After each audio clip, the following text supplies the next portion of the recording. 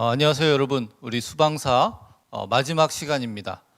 우리 가볍게 걷는 기독교 문화 산책이라고 이름을 지었습니다.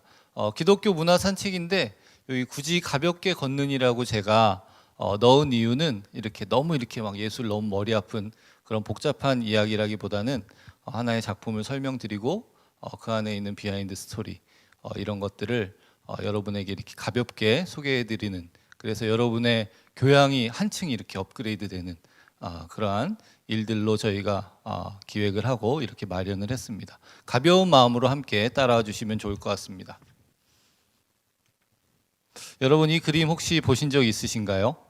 이 그림 여기 가운데 보시면 이제 아담이 이렇게 손을 뻗고 있고 하나님이 이렇게 다가오시는 천지 창조, 그 중에서 아담의 창조의 부분입니다. 여러분 너무나도 잘 아시는 작품일 텐데요. 제가 처음으로 가볍게 걷는 기독교 문화 산책 이렇게 고를 때 여러 가지 많은 작품들 중에서요, 뭐 예술, 음악, 건축 여러 가지, 뭐 문학 여러 가지 있지만 그 중에서도 천지창조라는 작품이 담긴 이 미켈란젤로의 그림을 소개했습니다. 왜냐하면 저희가 이 방송을 처음 시작할 때 이 천지창조, 창조 처음에 in the beginning 태초에 이 말씀을 이렇게 담은 그림을 소개해 드리는 것보다 더 좋은 작품은 없다고 생각했기 때문에 제가 이렇게 준비를 했습니다. 여러분 뭐 미켈란젤로 잘 아시죠? 미켈란젤로, 레오나르도 다빈치, 라파엘로 뭐 이런 사람들 굉장히 유명한 중세 예술가들입니다. 이름이 굉장히 깁니다. 미켈란젤로 디 로도비코 부오나로티 시모니 이렇게 생겼습니다. 뭐 자화상인데 직접 그린 건 아닌데요. 사실은 여러분 이 시스틴 예배당의 천장 벽화, 이 놀라운 작품을 그린 이 미켈란젤로는 사실은 그림에 이렇게 조예가 있는 사람은 아니었습니다. 그림의 전문가가 아니었습니다. 이 사람은 조각의 전문가입니다. 조각, 이 사람의 전공은 조각입니다. 여러분이 아실 만한 여러 작품들을 만들었습니다. 피에타 여러분 잘 아시죠? 피에타, 그리고 또 다비드상 여러분 잘 아시는 이런 작품들을 만든 사람입니다. 그리고 실제로도 미켈란젤로는 이런 그림에 대한, 회화에 대한 이렇게 회화는 저급한 것이고 조각이 이렇게 더 우월한 것이다, 이런 생각을 가진 사람이었습니다. 그래서 나는 회화가 조각을 닮으면 닮을수록 좋지만 조각은 그림을 닮을수록 싫어진다. 만일 회화가 조각보다 고귀하다고 쓴 사람이 다른 사물도 그 정도 수준에서 이해한다면 그는 우리 집 한여만도 못하다. 이렇게까지 이야기한 사람입니다. 그런데 이런 사람이 굉장한 역대 그 역사 가운데 가장 역작이라고 여겨지는 천지창조, 시스틴 예배당의 천장화를 그린 사람이 되었습니다. 그래서 실제로 최고의 예술가는 대리석의 내부에 잠들어 있는 존재를 볼 수 있다. 조각가의 손은 돌 안에서 자고 있는 형상을 자유롭게 풀어주기 위하여 돌을 깨트리고 그를 세운다. 조각은 이렇게 뭐 그림을 이렇게 대충 묘사하는 그런 수준이 아니라 그 안에, 대리석 안에 잠들어 있는 어떠한 그 형상을 이렇게 밖으로 꺼내주는 이러한 역할을 한 사람이다. 이것이 진정한 예술이다. 이렇게까지 생각했던 사람입니다. 그런데 그가 율리오 2세라는 교황 율리오 2세를 만나면서 그의 인생이 조금 이렇게 변해가기 시작합니다. 이 교황 율리오 2세는 바티칸 대성당 안에 자기를 위한 마우솔레움, 즉 성대한 묘를 마련하고 싶어 했습니다. 그래서 그것을 미켈란젤로에게 의뢰했습니다. 그래서 제가 말씀드린 대로 미켈란젤로는 조각을 더 우월한 것을 여겼기 때문에 교황의 이 제안을 받고 몇 점의 거상을 포함한 40점 이상의 조각상과 수많은 청동 부조가 어우러진 웅장한 무덤의 설계안을 교황에게 제출했습니다. 그리고 처음엔 교황이 그것을 아주 흡족하게 여겨서 미켈란젤로를 카라라라는 곳으로 보내서 그곳에 조각상에 쓸 대리석을 마음껏 캐도록 명령하기도 했습니다. 그런데 어째서인지 교황은 예고도 없이 미켈란젤로의 그 계획을 취소시켰고 조각이 아닌 시스티나 예배당의 천장화를 그리도록 명령했습니다. 제가 말씀드린 대로 그렇게도 회화를 경멸하고 프레스코의 기법에 대해서는 아는 것도 없었던 그에게 이런 것을 명했던 것이죠. 미켈란젤로는 회화는 자신의 분야가 아니며 자신이 이 일을 맡는다면 실패할 것이 뻔하다고 주장하며 거절했지만 교황의 의지는 너무나도 확고했습니다. 그래서 미켈란젤로 너무나도 절망하여서 이렇게 이야기까지 하기도 합니다. 이건 정말 내 일이 아니다. 시간만 낭비할 뿐 모든 것이 무의미하다. 신께서 날 도우시기를. 이렇게 이야기합니다. 미켈란젤로가 시스틴 예배당의 천장화를 그리기 시작한 것이 1508년 5월 10일입니다. 그런데 이미 이 교황 집무실이라고 하는 스탄자 델라 시그나투라, 그 서명의 방이라고도 불리우는 이 방에 라파엘로가 이미 그림을 그리고 있었습니다. 1509년에 완성을 하는데 여러분 잘 아시는 성사에 대한 논의, 이거 라파엘로의 그림입니다. 그리고 더 유명한 아테나 학당, 이런 것을 그리고 있었기 때문에 이미 미켈란젤로가 그 시스틴 예배당의 천장화를 그리는 그 시점에 이미 어느 정도 완성이 되고 있었기 때문에 그림에 어떤 전공이 있는 것도 아니고 그림을 열등한 것으로 보고 있었던, 그리고 그림의 프레스코어에 있어서는 문외한이었던 그가 그림을 맡아서 그린다면 분명히 이 라파엘로의 그림과 이렇게 비교될 것이 분명했기 때문에 그는 여러 차례 이렇게 거절을 하고 심지어는 라파엘로를 추천하기도 합니다. 나보다 이 일에 라파엘로가 더 적격입니다. 그런데 율리오 2세는 너무나도 끈질기게 미켈란젤로에게 명령을 해서 결국 1508년 5월 10일 미켈란젤로는 시스티나 성당의 천장화를 그리는데 착수하게 됩니다. 자, 시스틴 성당이 이렇게 생겼습니다. 전면에서 보면 이렇게 생겼고 위에서 보면 이런 모양으로 되어 있습니다. 이 천장 전체가 이제 그림으로 가득 차 있는 것이죠. 지도를 보면 성 베드로 대성전 바로 옆에 붙어 있는 그러한 장소입니다. 그래서 여러분이 이렇게 들어가시게 된다면 이렇게 천장을 가득 채우고 있는 미켈란젤로의 그림을 발견하실 수 있고, 그 끝에 이르러 만나는 그림이, 이 천장화의 끝에 만나는 그림이 이제 이것도 동일하게 미켈란젤로의 최후의 심판이 되겠습니다. 독일의 문호 괴테는 이 시스틴 예배당의 미켈란젤로의 천장화를 보고 이렇게까지 이야기했습니다. 시스티나 예배당을 보지 않고서 한 인간이 어느 정도의 일을 해낼 수 있는지 직관적으로 상상하는 것은 불가능하다. 이렇게 얘기합니다. 이제 그림을 하나하나 천천히 감상해 보도록 하겠습니다. 그림의 크기는 이렇게 거대합니다. 40m에서 가로 40m, 세로 17m 이렇게 그려져 있고요. 그리고 이 가운데 이렇게 나눌 수 있는데요. 이 9가지의 주제로 그려져 있는데 3개씩 묶어서 하나는 하나님의 천지창조, 그리고 아담과 이브의 창조와 타락, 그리고 마지막에는 노아의 이야기, 이렇게 가운데를 가장 중심에 이 창세기의 3가지 주제가 그려져 있습니다. 그리고 그 주변으로 이제 선지자들, 그리고 이방의 여사제들이 이렇게 그려져 있고요. 그리고 그 바깥쪽으로 이렇게 타원형의 이제 예수님의 조상들에 대해서 이렇게 그려져 있습니다. 그래서 여러분 이렇게 제가 보여드리는 이 그림을 보시면 이제 어떠한 내용들이 있는지 잘 나옵니다. 그래서 다니엘도 있고 이사야도 있고 예레미야, 요엘도 있고, 여기 보면 야곱과 요셉도 있습니다. 그리고 이 위에 보면 2세 다윗, 솔로몬 이렇게 예수님의 조상들이 그려져 있는데요. 특징이 결국은 이렇게 창세기의 순서를 따라 보면 하나님의 천지창조, 그리고 아담과 이브의 창조되었으나 타락, 그리고 노아의 술 취함으로 마지막을 맺습니다. 그러니까 결국은, 그리고 이 그림이 끝나는 마지막 장면이 이제 제가 말씀드린 최후의 심판이잖아요. 그러니까 결국은 인간의 모든 것이 이제 부정적으로 끝나고 결국 이 인생의 모든 것이 예수 그리스도의 최후의 심판으로 마지막이 지어진다라는 그러한 하나의 이렇게 줄거리를 갖고 있게 되는 것입니다. 자, 그래서 하나씩 이제 9가지의 주제를 잠깐 살펴보도록 하겠습니다. 첫 번째는 어둠과 빛의 분리입니다. 하나님께서 이 가운데서 어둠과 빛을 이렇게 분리하시는 장면입니다. 그래서 여기를 이렇게 확대해 보면 이렇게 나오는 것이죠. 어둠과 빛의 분리. 그리고 이 옆쪽에 아까 보셨는지 모르겠지만 눈물의 선지자 예레미야가 그려져 있습니다. 아주 슬픔에 잠긴 비통한 표정의 예레미야를 보실 수 있습니다. 그리고 두 번째로는 이제 해와 달과 지구 창조입니다.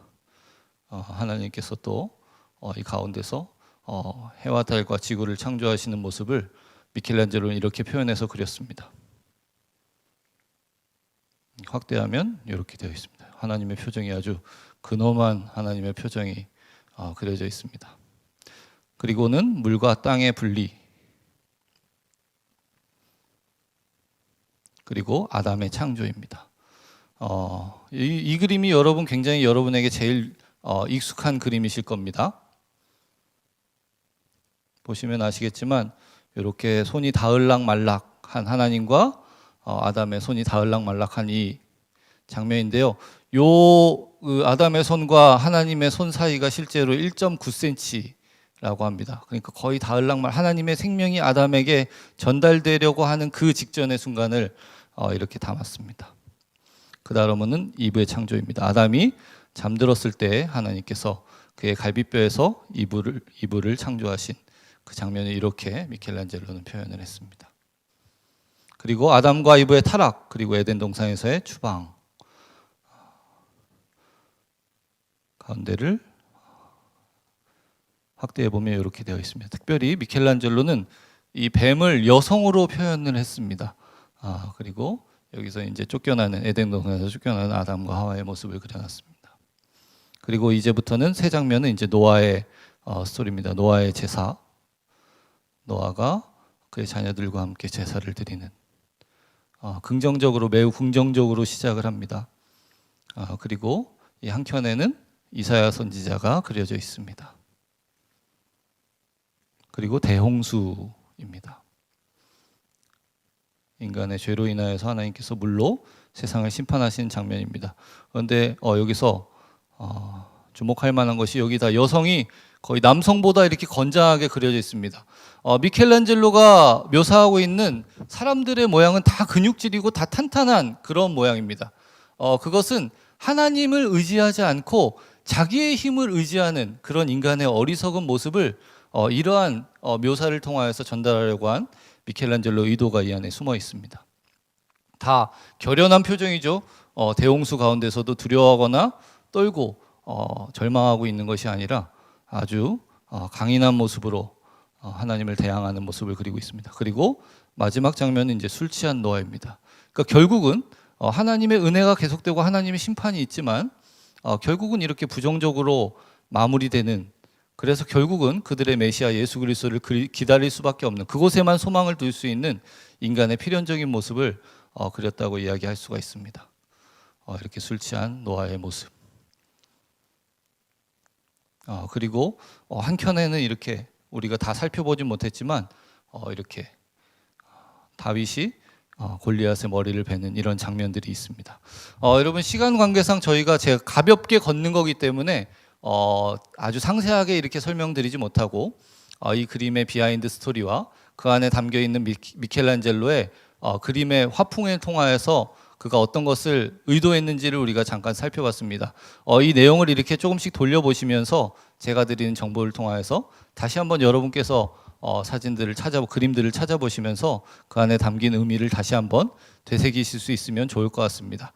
오늘 저희가 준비한 내용은 여기까지입니다. 어떻게 즐거우신 내용이었는지 모르겠습니다. 저희가 처음 이렇게 기획을 하고 저희가 처음 이렇게 시작하는 거라서 여러분 보시기에 조금 이렇게 어설퍼 보이실 수도 있고 뭔가 이렇게 막 우왕좌왕하는 것 같은 그런 모습으로 생각하실 수 있는데 앞으로 여러분 더욱더 발전하는 저희가 될 수 있도록 최선을 다하겠습니다. 여러분도 많이 격려해 주시고 여러 가지 부분에서 여러분께서 많이 적극적으로 참여해 주시고 도와주신다면 더욱 좋은 방송이 되어갈 것 같습니다. 오늘 지금까지 우리 수방사 방송을 함께 시청해 주셔서 너무 감사합니다. 우리 다음 주에 뵙도록 하겠습니다. 감사합니다.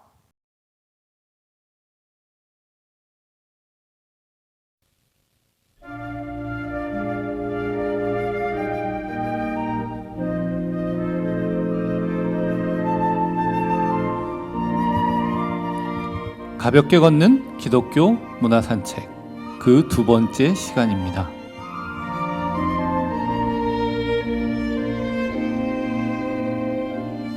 지난 시간에 이어서 다시 한번 우리가 가볍게 걸으면서 기독교와 관련된 문화 작품들을 살펴보는 시간을 가지려고 합니다.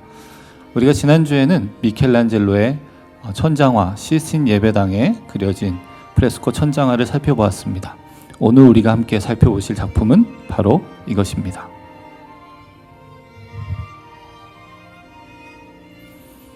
미켈란젤로가 조각한 피에타 상입니다.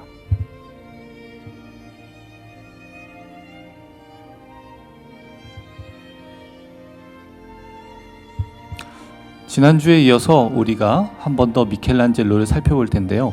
제가 지난주에 설명드린 것과 같이 미켈란젤로는 회화를 열등한 것으로 생각하고 조각을 좀 더 우수한 것으로 생각했습니다. 그리고 실제로 미켈란젤로는 그림보다는 조각에 더 큰 재능을 갖고 있는 사람이었습니다.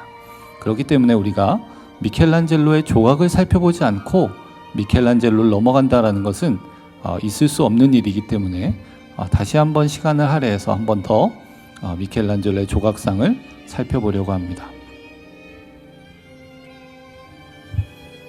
우리가 미켈란젤로의 피에타를 살펴보려고 하는데요. 이 피에타는 이탈리아어로 연민, 비탄 혹은 동정심을 뜻하는 단어입니다. 그런데 이것이 예술에서 사용될 때는 마리아가 죽은 그리스도를 안고 있는 모습을 표현한 그림이나 조각을 지칭하는 하나의 분야로서 사용하기도 합니다. 미켈란젤로는 생전에 3개의 피에타 상을 남깁니다.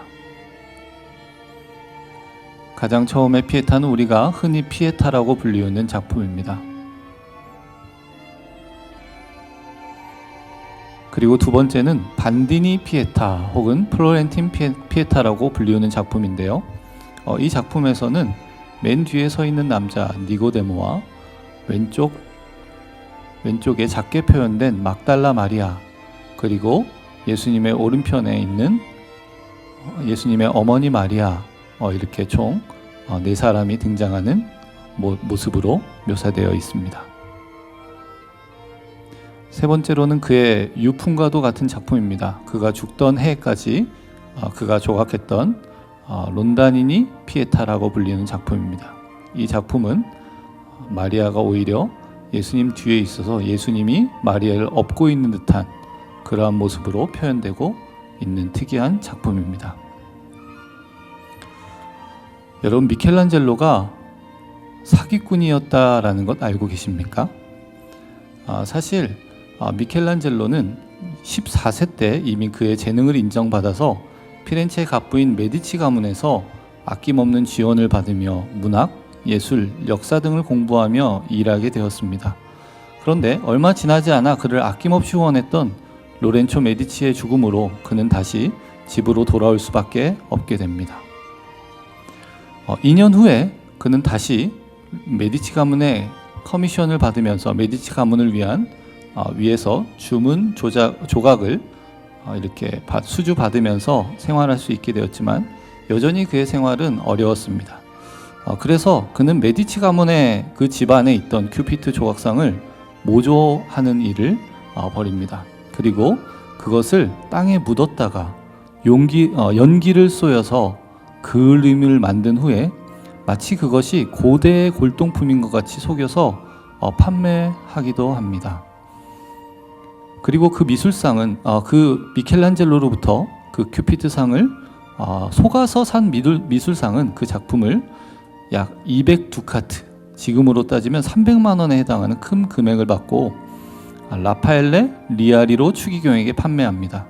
그런데 결국 나중에 그 작품은 위작이라는 것이 밝혀지고 추기경은 판매상에게 찾아가 환불을 요청해서 그 돈을 받아냅니다.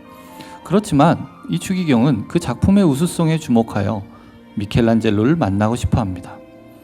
그리고 미켈란젤로를 만나서 그 추기경은 미켈란젤로가 20세가 되던 1496년에 미켈란젤로를 로마로 데리고 갑니다. 그리고 그렇게 큐피트 위작을 만든 지 2년 후 장 밀레르드 라크롤라 추기경의 의뢰로 그는 피에타 제작을 하게 됩니다. 피에타 제작 후 공개 때 롬바르디에서 온 사람들이 피에타를 보고 감탄하여 기도를 하기까지 하는 엄청난 걸작이 탄생을 합니다. 제가 말씀드린 대로 미켈란젤로가 피에타를 3개 제작했다고 하였는데요. 이 피에타 첫 번째 이 작품이 더욱더 유명하고 더욱더 큰 가치를 지니는 것은 이러한 이유 때문입니다. 첫 번째로는 미켈란젤로가 피에타라는 주제로 조각한 최초의 조각상입니다. 25세 때 그는 이 걸작을 만들었습니다. 저는 25세 때 뭘 했을까요? 그리고 미켈란젤로의 피에타 중 유일한 완성작입니다. 아까 앞에 살펴본 두 작품들은 미완성작이었기 때문에 이것이 더욱더 부각돼서 큰 가치를 지닙니다. 그리고 마지막으로는 미켈란젤로의 조각상 중 유일하게 미켈란젤로의 서명이 있는 작품입니다. 마리아의 가슴을 두르고 있는 이 띠에 보면 미켈란젤로의 서명이 들어 있습니다. 사실은 처음에 이 피에타를 제작할 때 미켈란젤로는 이 띠에 자신의 이름을 새겨놓지 않았습니다. 그런데 이 위대한 조각상을 보고 사람들이 감탄을 하면서 아마도 이 작품은 밀라노의 고보, 즉 크리스토포로 솔라리라는 밀라노에서 활동한 대단한 조각가가 있는데 아마도 그 사람이 만들었을 것이다, 이렇게 소문이 돕니다. 그러자 미켈란젤로는 그 소문을 듣고 마음이 상했습니다. 자신이 이렇게 놀라운 작품을 만들었는데 그 공을 다른 사람에게 빼앗기는 것 같아서 미켈란젤로는 초조해졌고 으슥한 밤에 촛불 몇 개를 들고 와서 자신의 이름을 급하게 새기게 됩니다. 그런데 급하게 파다 보니 자리가 모자라 스펠을 마구 쑤셔넣고 오자를 냈다는 이러한 재미있는 풍문도 내려오고 있습니다. 실제로 이 가슴을 지나가는 이 띠에 새겨진 의미는 피렌체인 미켈란젤로 부오나로티 제작인데요. 보시면 알겠지만 사실은 맨 위에 한 줄은 이제 쓰여져 있는 것을 그대로 옮긴 것이고 한글 아래에 있는 것이 원래의 표기대로 그 뜻이 맞게 되려면 이렇게 작성을 해야 되는데 이제 급하게 어두운 가운데 새겼기 때문에 이렇게 오자를 냈다라는 이런 풍문이 돌고 있습니다. 미켈란젤로의 피에타는 성 베드로 성당 입구 왼편에 있는 경단에 이렇게 전시되어 있습니다. 크기는 가로 174cm에 세로 195cm의 생각보다 거대한 조각입니다. 그런데 이 미켈란젤로의 피에타가 그러한 사람들의 큰 경탄을 받는 이유가 따로 있습니다. 사실 고대부터 많은 피에타 상이 제작되어서 내려오고 있었습니다. 그런데 보시면 알겠지만 이것들이 1400년대에 제작된 것들인데요. 왼쪽에 있는 피에타 상을 보면 실제 예수님과 마리아의 인체의 비율을 맞추어서 하다 보니 예수님의 머리가 마리아의 몸을 벗어나서 너무 크게 튀어나오는 것을 알 수 있습니다. 그렇다고 해서 마리아의 품을 벗어나지 않는 예수님의 모습을 조각하기 위해서는 오른편에 있는 먹과 가처럼 예수님이 너무 비정상적으로 예수님의 신체가 작아지는 그러한 문제가 발생했습니다. 미켈란젤로는 이러한 균형을 맞추기 위해서 아주 극도의 새로운 양식을 개발하였습니다. 여러분 잘 보시면 알겠지만 사실 마리아가 굉장히 크게 그려져 있습니다. 특별히 예수님을 양 무릎에 이렇게 올려놓고 있는데 마리아가 비정상적으로 큽니다. 예수님 건장한 33세 예수님보다 훨씬 더 큰 모습으로 아마도 이때 당시 마리아는 45세에서 50세 정도 되었을 것인데도 굉장히 이렇게 건장한 체격으로 묘사되어 있습니다. 그런데 우리가 주의하여 보지 않으면 이것을 눈치채지 못할 정도로 미켈란젤로는 굉장히 균형감 있게 이것을 잘 녹여서 그의 조각상에 표현을 했습니다. 그리고 특별히 45세에서 50세의 여성치고는 굉장히 마리아가 젊게 표현되어 있습니다. 그는 정결한 생각을 가진 여자들의 모습은 결코 나이가 들어 보이지 않는다라고 실제로 말하기도 하였습니다. 미켈란젤로는 어머니를 5살의 여이였습니다. 그렇기 때문에 자신이 생각하는 어머니 상은 영원한 젊음의 상징으로서 그의 가슴속에 남아있는 것입니다. 특별히 예수님을 안고 있는 그의 마리아의 모습을 보면 그의 치맛자락으로 예수님의 몸을 이렇게 덮고 있는 것을 볼 수 있습니다. 마리아에게 있어서 옷을 이렇게 덮는다는 것은 중요한 상징적 의미를 내포하고 있는데, 이는 하나님으로부터 보호를 받아 현실의 어려움이나 위협들로부터 지켜지는 것을 의미하고 있습니다.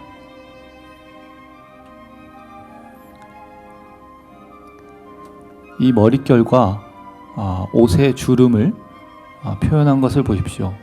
이것은 대리석으로 조각된 작품입니다. 돌을 쪼아서 이러한 작품을 만들어낸다는 것이 너무나도 경이롭습니다. 그리고 예수님의 얼굴의 표정은 십자가 틀에서 끔찍하게 죽음을 당한 자의 모습이 아니라 평온한 모습입니다.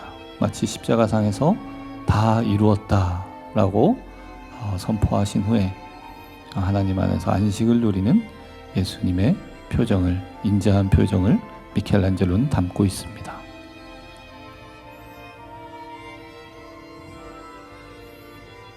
한편 자신의 아들의 죽음을 바라보고 있는 마리아의 표정은 슬픈 듯 하면서도 평온한, 뭔가 그 안에 굉장히 복잡한 감정들이 내재되어 있는 것 같은 오묘한 표정으로 묘사되어 있습니다. 인자한 어머니의 그 모습, 이 작품에서 표현되는 인물들의 관계 설정이 어머니 마리아의 품에 안겨 평온한 모습으로 깊은 잠에 빠져 있는 듯한 예수 그리스도의 모습과 이를 자애스러운 모습으로 내려다보는 어머니 마리아의 평화스러운 시선에서 두 인물들 간의 친밀한 관계를 매우 자연스럽게 드러내고 있습니다. 그런데 이러한 미켈란젤로의 걸작 피에타가 1972년 5월 21일 오순절 오전 11시 30분경에 헝가리 태생의 오스트레일리아인인 라질로 토스에 의하여서 공격을 받습니다. 그는 내가 예수 그리스도다 라고 울부짖으며 15번이나 망치로 가격을 하여 이 피에타상을 손상하였습니다. 얼굴에 코를 가격하여 코를 쪼개어 버렸고요. 왼쪽 눈꺼풀과 목 그리고 머리에 쓴 베일의 일부를 날려버렸으며, 또한 마리아의 왼쪽 어깨를 쳐서 팔꿈치가 부서졌고 손바닥을 쳐서 손가락들을 부러뜨려 버리고 말았습니다. 그래서 현재 저와 우리가 여러분이 볼 수 있는 피에타상은 그 공격으로부터 복원된 그러한 모습을 띠고 있습니다. 그리고 이런 공격으로 인하여서 지금은 바티칸 성당 안에 이렇게 방탄 유리 안에 조심히 보관되어 있습니다. 미켈란젤로는 이렇게 말했습니다. 진정한 예술이라는 것은, 예술 작업이라는 것은 신적 완전성의 그림자일 뿐이다. 하나님의 위대하심, 하나님의 그 놀라우심을 자신의 예술로서 묘사하고자 했던, 흉내내려고 했던 그 미켈란젤로의 정신이 이 피에타 상 안에 담겨 있는 것은 아닐까요?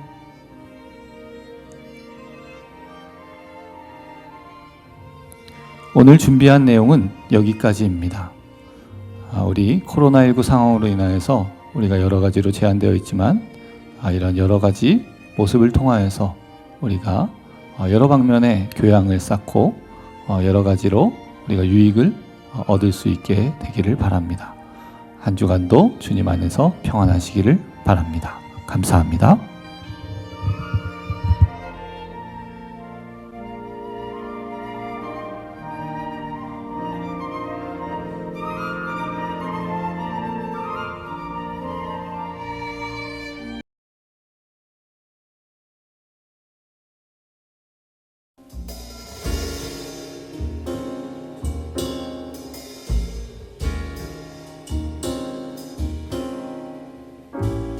J'aime Paris en toute saison.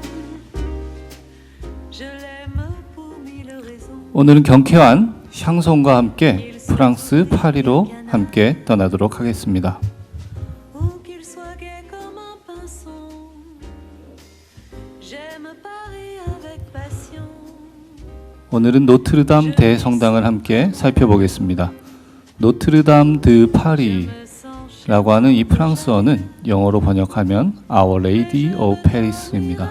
파리의 우리의 여인, 의역하자면 파리에 있는 우리의 여인 이렇게 번역할 수 있을 것 같은데요.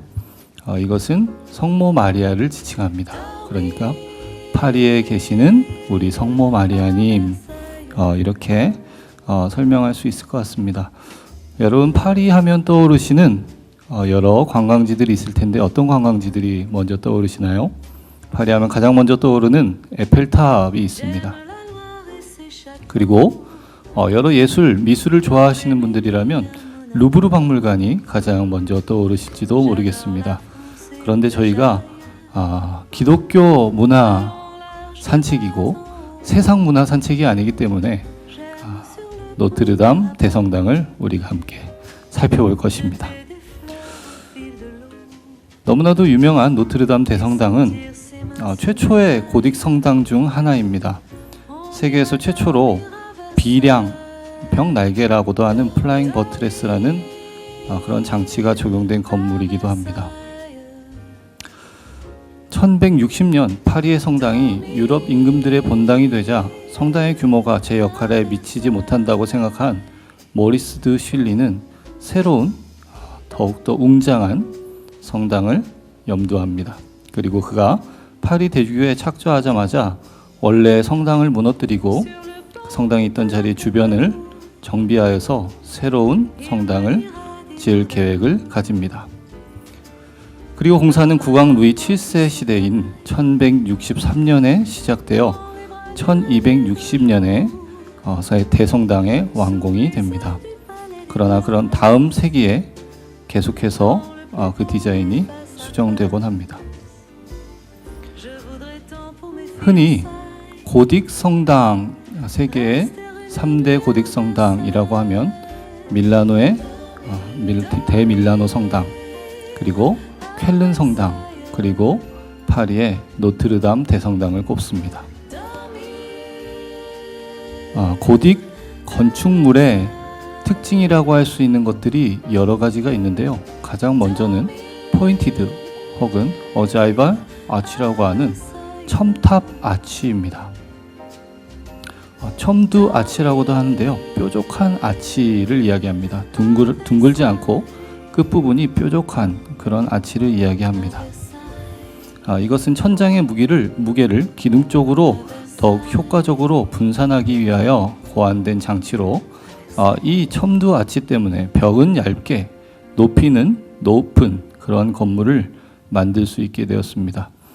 그리고 첨두 아치와 함께 늑골 궁융이라고 하는 리브 볼트라는 장치도 함께 개발되는데요. 갈비뼈 구조의 장치입니다. 이것이 또한 고딕 양식의 특징 중 하나입니다.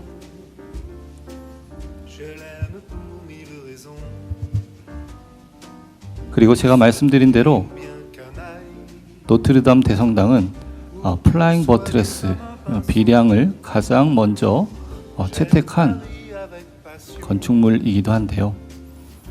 이것은 지붕이 받는 풍압에 의한 수평력의 일부를 전달하기 위해 그 건물 외벽의 상부로부터 옥외 쪽에 세워진 버팀벽으로 향해 건네진 아치형의 구조물을 뜻합니다.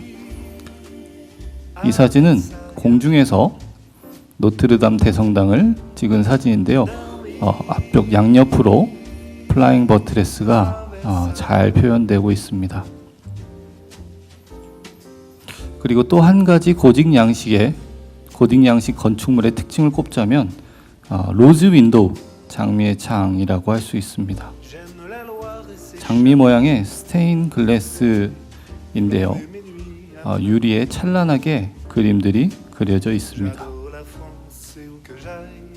사진에서 보시는 스테인 글라스는 서쪽의 장미창이고요. 노트르담 대성당에서 가장 유명한 북쪽의 장미창입니다. 이 장미창 안에 그려진 그림은 The Old Covenant, 오랜 옛 언약이라는 주제로 예수 그리스도를 중심으로 주변의 여러 선지자들과 예수님의 조상, 구약의 조상들 그리고 왕들이 그려져 있습니다. 그리고 또한 이 노트르담 대성당은 역사적인 사건의 무대가 많이 되기도 하는데요. 왼쪽의 그림은 100년 전쟁 중에 영국의 왕이었던 헨리 6세가 10살의 나이 때 프랑스의 왕에 등극하는 대관식을 그려놓은 그림입니다. 이 대관식 또한 노트르담 대성당에서 이루어졌습니다. 그리고 오른쪽에는 15세기의 그림인데요. 15세기의 그림에도 노트르담 대성당이 아주 중요하게 표현되어 있는 것을 볼 수 있습니다. 그런데 뭐니 해도 가장 중요한 노트르담 대성당과 관련된 역사적 사건을 꼽으라고 한다면 나폴레옹 보나파르트의 대관식이 이 노트르담 대성당에서 이루어진 것이라고 이야기할 수 있을 것입니다. 이 장면이 자크 루이 다비드라는 사람에 의해 그려진 나폴레옹의 대관식입니다. 그런데 어찌된 일인지 나폴레옹은 이미 황제의 관을 쓰고 있고 그의 왕비 조세핀에게 나폴레옹이 왕비의 관을 전달하는 그림을 그리고 있습니다. 가운데 부분을 확대해서 보자면 뒤에 비오 6세는 아무 힘없는 모습으로 축복을 빌어주고 있고 황제인 나폴레옹이 주도적으로 왕비에게 관을 씌워주고 있습니다. 이것은 1796년에 있었던 프랑스 대혁명의 결과라고 이야기할 수 있는데요. 프랑스 대혁명의 캐치프라이즈가 No God, No Master입니다. 하나님도 필요 없고 왕도 필요 없다. 그 이전까지는 여러분 잘 아시는 왕권 신수설, 왕위를 가진 자는 하나님에게 선택을 받은 자다, 이러한 의식이 팽배해 있었는데 그것이 상식이었는데 프랑스 혁명 이후로는 이제 권력을 가진 자, 그가 곧 왕이다, 이러한 즉 자기의 힘으로 권력을 쟁취할 수 있다는 신의 존재는 그 왕권을 가지는데 주요하지 않다라는 그러한 의식이 대중들에게 팽배해 있었습니다. 그래서 사실은 자크 루이 다비드가 3개의 그림을 그렸는데요. 원래는 이러한 그림의 스케치도 남아 있습니다. 뒤에 비오 7세, 비오 6세가 아니라 비오 7세입니다. 비오 7세가 무기력하게 서 있고 자신의 왕관을 가져다가 자기가 쓰는, 그 이전에는 왕이 있으면 교황이 왕관을 가지고 와서 신을 대리하여서 왕에게 왕관을 씌워주는 것이었다면 이제는 자기가 쟁취한 그 힘을 자기가 사용하는 그런 모습이 아주 극명하게 드러났습니다. 나폴레옹이 사실은 이 그림을 채택하고 싶었지만 너무 과격하기도 하고 많은 논란을 가져올 것 같아서 이 그림은 채택되지 않았습니다. 그리고 노트르담 대성당은 여러분에게 잘 알려져 있는 동명의 소설 빅토르 위고의 노트르담 드 파리, 우리나라에서는 노트르담의 곱추라는 제목으로 더 잘 알려진 이 소설의 배경이 되기도 합니다. 노트르담 대성당은 1847년에 현대적 재정비가 시작이 됩니다. 그리고 1860년에 이르면 어느 정도 정비가 갖춰진 모습을 가지게 됩니다. 위에서 내려본 조경도입니다. 서쪽에 남북 2개의 종탑이 있고 가운데 높은 첨탑, 그리고 루프와 리브 볼팅이 되어 있습니다. 그리고 높은 제단은 입구에서 가장 안쪽에 들어와 있습니다.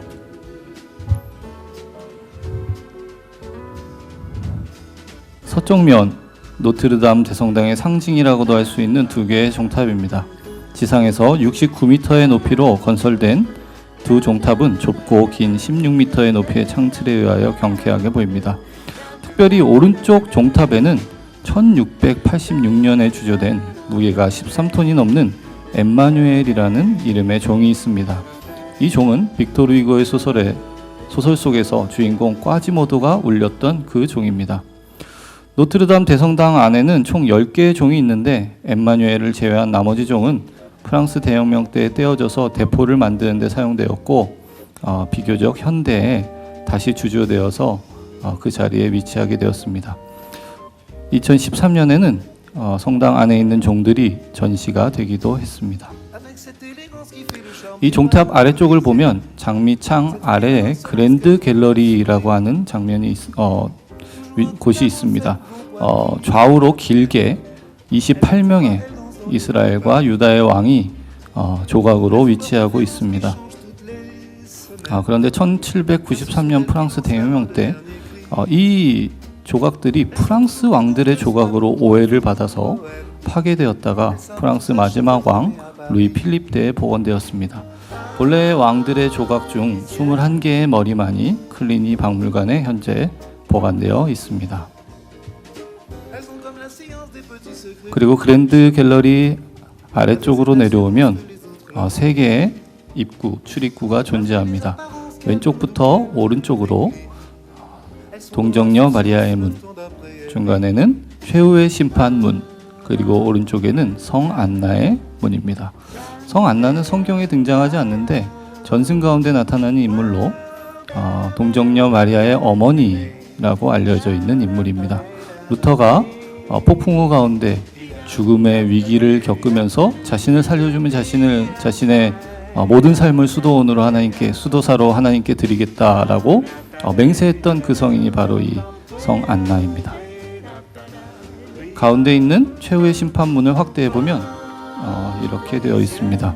수많은 부조들과 가운데 예수 그리스도께서 보좌에 앉으신 그러한 모습이 그려져 있고요.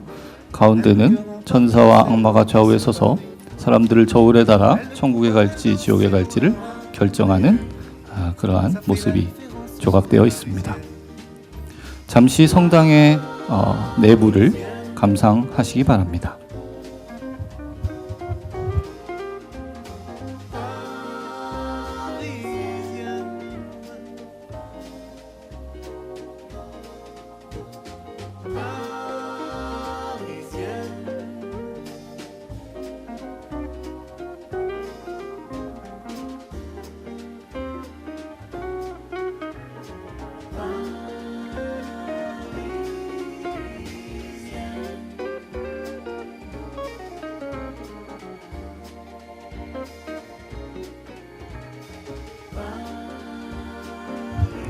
노트르담 대성당 안에 재단에는 좌우에 루이 13세와 14세가 피에타 상을 향하여 무릎을 꿇고 있는 모습의 조각이 전시되어 있습니다.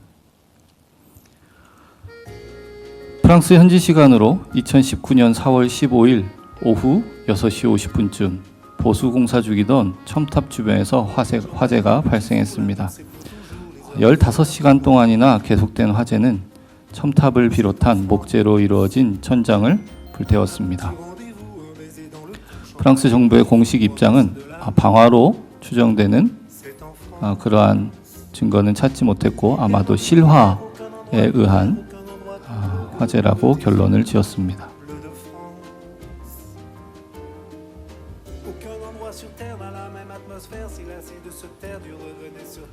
다행히 최악의 상황은 면해서 서쪽 2개의 종탑과 장미의 창은 화마로 손상을 입지 않았습니다.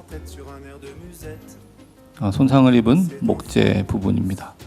노란색으로 표현된 부분이 목재로 이루어졌던 부분이고 하얀색은 이제 석재로 이루어진 부분인데 석재 부분은 보존이 되었고 목재 부분만 다 타서 사라졌습니다.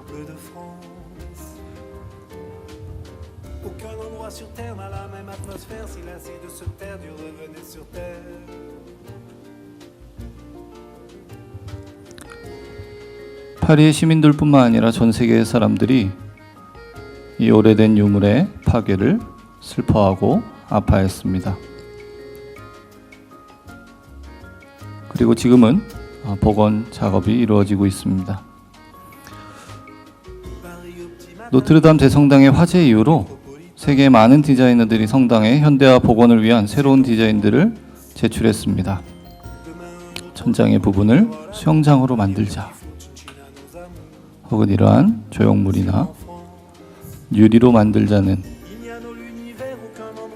이러한 디자인들이 여러 가지가 제출되었습니다. 그러나 2019년 7월 29일 프랑스 국회는 복원이 대성당의 역사적, 예술적, 건축적 관심을 보존해야 한다라는 법을 제정하게 되고 이전의 전통적인 디자인으로 복원하기로 결정했습니다.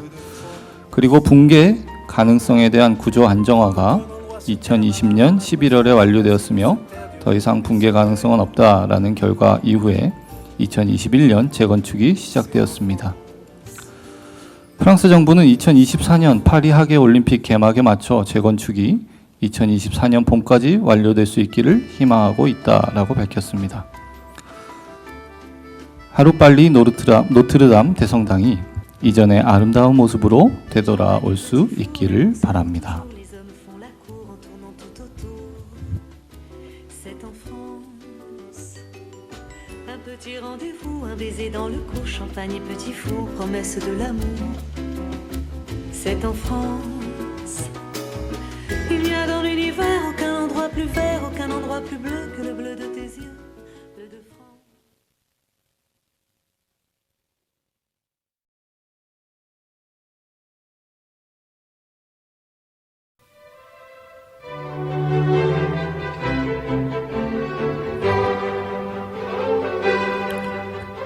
제13회 영어 듣기 평가가 아니라 가볍게 걷는 기독교 문화 산책, 제임스 성과 함께 오늘도 시작하도록 하겠습니다.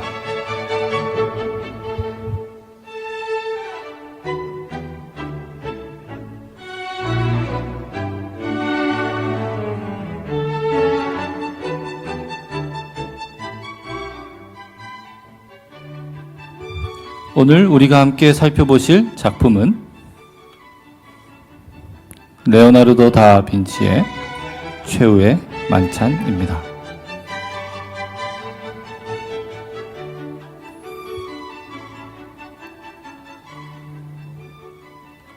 오늘 살고 있는 우리들은 레오나르도라는 한 천재의 유산을 물려받아 누리고 있습니다.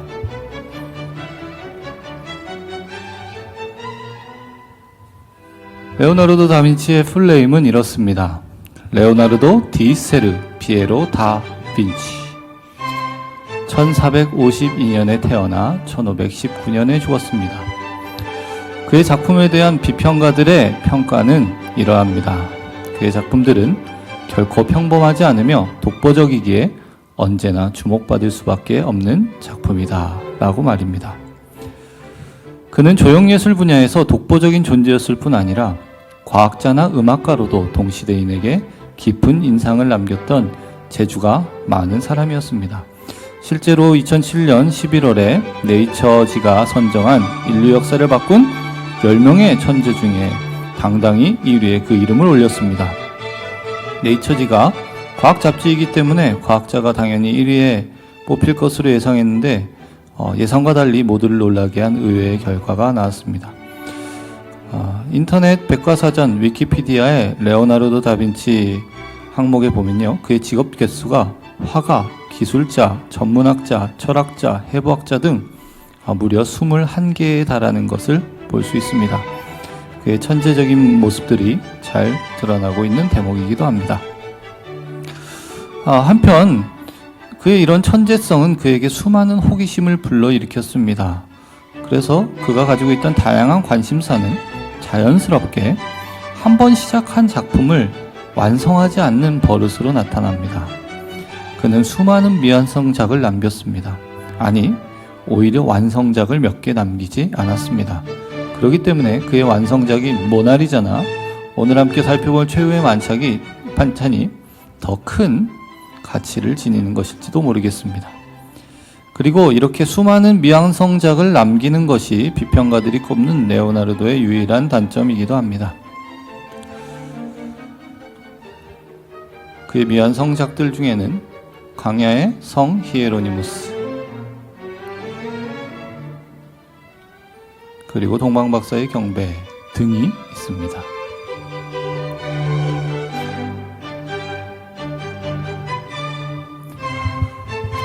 레오나르도는 어린 시절부터 천재적인 드로잉 실력을 가지고 있었습니다. 그의 아버지 세르피에로는 레오나르도의 드로잉 몇 점을 자신의 절친한 친구이자 화가였던 안드레아 델 베로키오에게 가져가서 그의 아들이 재능이 있는지 물어봤고, 드로잉을 보고 깜짝 놀란 베로키오는 그림 공부를 시키라고 그의 아버지에게 강력하게 권하였습니다. 그리고 세르피에로는 레오나르도를 베르키오의 화실에 곧장 맡기게 됩니다. 지금 보시고 있는 그림이 엠틱 워리어라는 드로잉인데요. 레오나르도가 20살경에 그린 그림입니다. 그리고 아르노 풍경이라는 이 작품은 레오나르도가 21세경에 그린 스케치인데요. 이 아르노 풍경은 특별히 미술사에서 풍경만을 주제로 그린 스케치의 첫 번째 사례로 알려져 있습니다.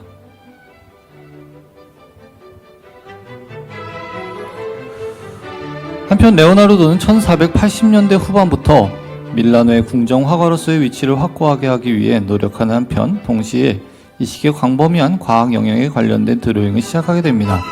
그리고 1487년에서 1490년 사이 해부학 연구를 시작하게 되는데요. 이 무렵에 레오나르도는 밀라노의 통치자 루도비코 마리아 스포르자의 궁정 화가로서의 지위를 확립했습니다. 또한 이 시기는 유능한 초상 화가로서의 명성을 날리며 자신의 유명한 벽화인 최후의 만찬을 그린 시기이기도 합니다. 이 최후의 작품은 산타 마리아 델레 그라치의 수도원 식당의 한 벽면에 그려져 있습니다.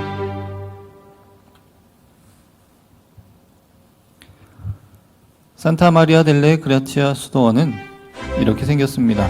이탈리아 밀란에 위치하고 있습니다. 공중에서 본 장면입니다.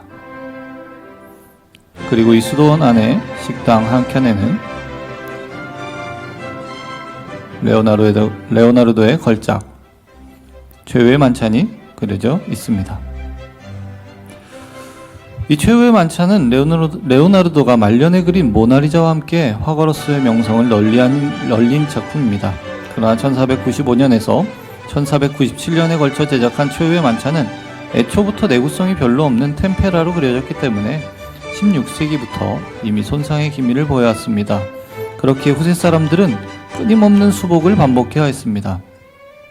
그렇다고는 해도 이 회화가 가진 엄청난 위엄과 감동은 조금도 손상되지 않았지만요.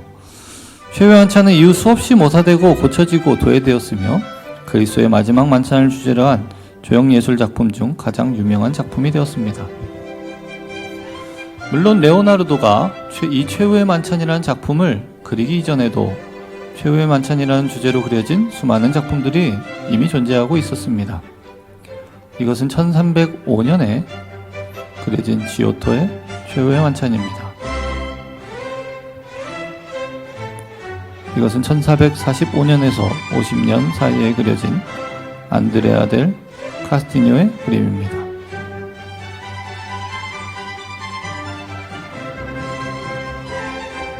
마지막으로는 1493년부터 96년까지 그려진 페루지뇨의 최후의 만찬입니다.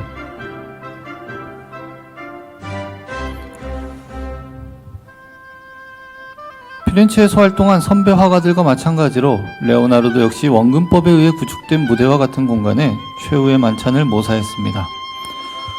원근법의 선은 소실점이 된 그리스도의 오른쪽 눈 주변으로 모이고 있으며, 이러한 묘사에 의해 제자들과 함께한 마지막 만찬이라는 역사적인 사건과 회화 공간이라는 화면의 내용과 형식 양 측면에서 그리스도가 중심이 되고 있다는 것을 이 구도를 통하여 레오나르도는 강조하고 있습니다. 레오나르도는 예수가 제자들에게 둘러싸여 너희 가운데 한 사람이 나를 배반할 것이다 라고 선언하는 그 순간에 초점을 맞추어 그림을 그리고 있습니다. 제자들은 곧 누군가 배신을 할 것이라는 말씀을 듣고 다양한 몸짓과 반응으로 놀라움과 두려움을 느끼고 있습니다. 레오나르도는 이 작품을 완성하기 위해 수많은 스케치를 했고 그 스케치는 지금까지 전해지고 있습니다.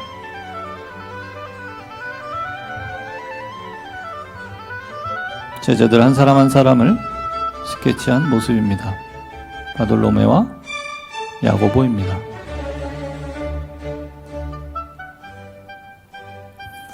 그리고 이것은 가룟 유다와 베드로의 모습인데요. 특별히 베드로의 모습은 마지막 작품에서는 초기의 스케치와는 많이 달라져 있습니다. 특별히 레오나르도는 이 유다의 가룟 유다의 얼굴을 묘사하기 위해 많은 애를 먹었습니다. 이 가룟 유다의 얼굴을 그리기 위해 고심하다가 이 그림을 많이 그림의 완성을 지연시키기도 했는데요. 그는 수도원장에게 편지를 써서 이 유다라는 사람에 걸맞은 악당의 얼굴을 찾지 못해서 그 모델을 찾지 못해서 애를 먹고 있다 이렇게 이야기하기도 하였습니다. 레오나르도는 각 인물들의 풍부한 자세와 표정의 다양성을 표현하기 위해 각 제자들의 강한 인상을 표현하기에 알맞은 모델을 찾기 위해 밀라노와 그 주변을 샅샅이 조사했습니다. 심지어 제자들의 손모양을 그리기 위해 적당한 모델을 찾았을 정도입니다. 이와 같이 최후의 만찬은 그의 천재적인 재능에 그의 끈질긴 탐구와 열정이 만들어낸 걸작이라고 할 수 있습니다. 제자들의 위치는 다음과 같습니다. 같은 주제를 다룬 동시대의 다른 화가들과 달리 레오나르도는 12제자를 4무리로 나누어 3명씩 편성하는 새로운 표현 방법을 개척하여 그 광경이 주는 감정적인 분위기를 한껏 고양시켰습니다. 또한 제자들 각각의 인물에 맞는 몸짓과 표정을 정확하게 계산하여 묘사함으로써 장면의 생동감을 불어넣었습니다. 3명씩 4그룹이라고 말씀드렸습니다. 예수 그리스도께서 중심에 계시고 좌우로 3명씩, 가까운 쪽에 있는 3명, 그리고 먼 쪽에 있는 새 2그룹입니다. 화면 가장 왼쪽 끝에 앉아있던 바돌로메는 흥분한 나머지 의자에서 벌떡 일어났고 바로 옆에서는 야고보와 안드레가 두 손을 번쩍 들어 올려 놀라움을 표현하고 있습니다.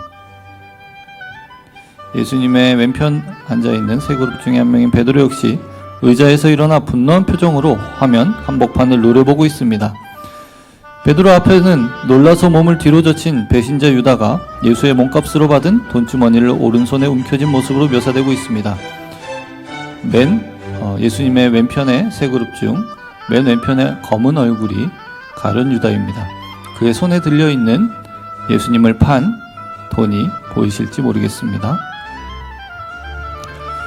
유다의 바로 옆에 앉은 요한 역시, 베드로 옆에 있는 요한 역시 아직 누가 스승을 배신할지 알지 못했지만 침착함을 유지하며 두 손을 모은 채 명상하듯 앞을 주시하고 있습니다. 댄 브라운의 소설 다빈치 코드를 통해 여기에 묘사된 요한이 마리아라고 주장되기도 했지만 미술학자들 사이에서는 별로 신빙성 있게 받아들여지지는 않습니다. 화면 중앙에는 예수님께서 제자들과 달리 차분하고 동의 없는 자세로 뒤쪽에 위치한 창문 틀에 둘러싸인 채 앉아 계십니다. 화면상의 오른쪽에는 도마, 야고보, 빌립, 그리고 마테, 다데오, 그리고 셀로딘, 시몬이 있습니다.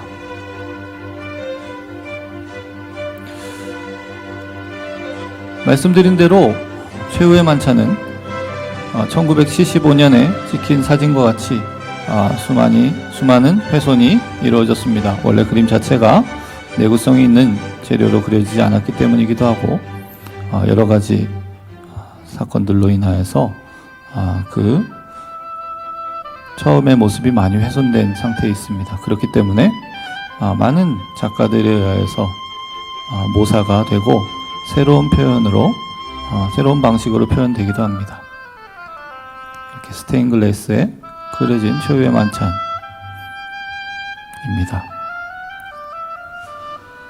최후의 만찬이 그려진 벽면을 마주보고 있는 반대편 벽면에는 레오나르도의 또 다른 그림이 그려져 있습니다. 예수 그리스도의 십자가 처형입니다. 최후의 만찬에서 유다가 예수님을 배반하였기에 자연스럽게 최후의 만찬의 다음 장면은 예수님의 십자가 죽음으로 이어지고 있습니다.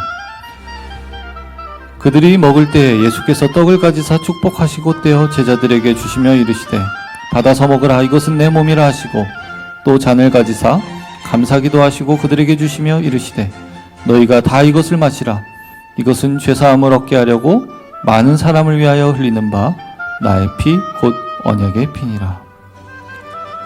최후의 만찬에서 말씀하셨던 자신의 몸과 언약의 피를 십자가 위에서 죄인들을 위해 내어주셨습니다. 우리가 이 고난주간을 보내며 예수님의 희생과 사랑을 다시 한번 되새겨 볼 수 있기를 바랍니다. 오늘 저희가 준비한 내용은 여기까지입니다. 오늘도 유익한 시간이 되셨기를 바라면서 오늘의 수방사 수요일엔 방송으로 사겨요 마치도록 하겠습니다. 다음 주에 다시 뵙도록 하겠습니다. 감사합니다.